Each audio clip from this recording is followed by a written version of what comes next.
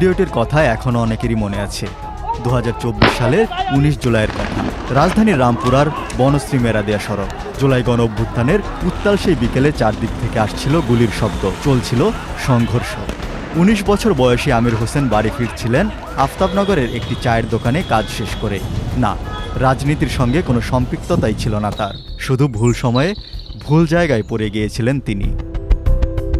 পুলিশের ভয়ে উঠে পড়েছিলেন পাশের একটি নির্মাণাধীন ভবনের ছাদে। কার্নিশের রড ধরে ঝুলে থাকেন তিনি, কিন্তু শেষ রক্ষা হলো না তার। একের পর এক 6 রাউন্ড গুলি লাগে তার পায়ে। বেশ কিছুদিন পেরিয়ে গেলেও সে আতঙ্ক তাড়া করে ফিরছিল আমির হোসেনকে।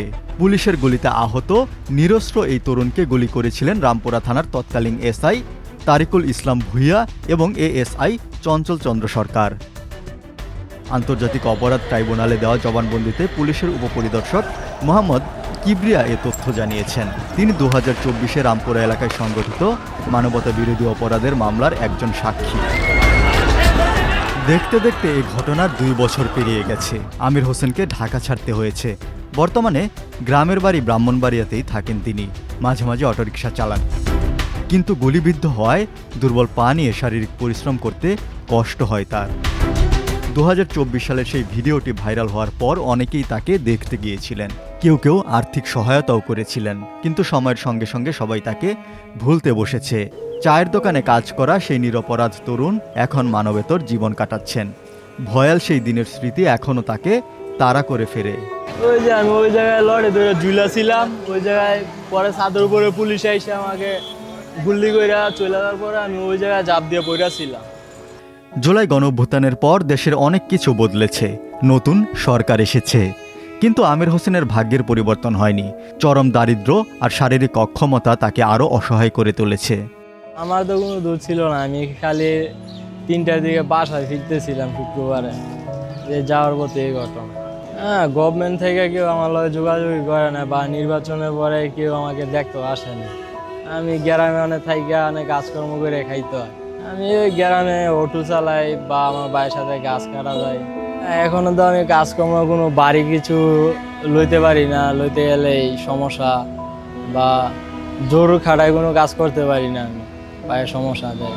সরকারের কাছে আমার একটাই চাওয়া যায় আমি পরবর্তী দিনগুলা চলাফেরা খাইতে পারি, এমন একটা কিছু করে দেওয়া।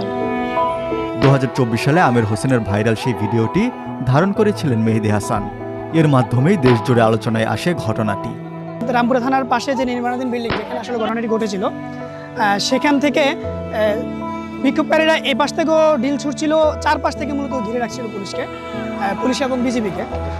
যখন এখানে ঘটনাটি ঘটে, আমি তখন এই পাশটাতে ছিলাম। এই পাশটা অর্থাৎ এখানে যে একটা মসজিদ দেখা যাচ্ছে, এই মসজিদটাও তখন নির্মাণাধীন ছিল। এটার 2 তলার ছাদ থেকে, অর্থাৎ 3 তলার ছাদ থেকে ভিডিওটা করা হয়। আর তখন ঘটনাটি ঘটছিল এই বিল্ডিংটাতে। যখন সে পুলিশের ধাওয়ার পরে সে আসলে পালাতে পারেনি, অর্থাৎ নিজেকে এখান থেকে সরে যেতে পারেনি, তখন সে নিজেকে লুকানোর জন্য প্রথমে একটা পিলারের পিছনে ছিল। দেন পুলিশ যখন আসলে উপরে উঠে যায়, তখন সে আসলে কোনো উপায় না পেয়ে, যাতে তাকে আড়াল করা যায়, আড়াল করার জন্য সে এখানে রডের মধ্যে সে ঝুলে থাকে আসলে, যাতে তাকে দেখা না যায়। কিন্তু পুলিশ আসলে তাকে চেক করতে পারে, দেন তাকে গুলি করে এখান থেকে। সেই ঘটনার জেরে মামলা হয়েছে, এর মধ্যে রায়ও হয়েছে।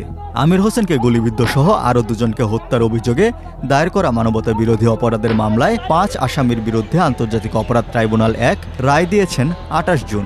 বিচারপতি মোহাম্মদ গোলাম মর্তুজা মজুমদারের নেতৃত্বাধীন 3 সদস্যের ট্রাইব্যুনাল এ রায় ঘোষণা করেন। রায়ে ঢাকা মহানগর পুলিশের সাবেক কমিশনার হাবিবুর রহমান, খিলগাঁও অঞ্চলের সাবেক অতিরিক্ত উপকমিশনার মোহাম্মদ রাশিদুল ইসলাম এবং রামপুরা থানার সাবেক ভারপ্রাপ্ত কর্মকর্তা মোহাম্মদ মশিউর রহমানকে মৃত্যুদণ্ড দেওয়া হয়েছে। তারা 3 জনই বর্তমানে পলাতক।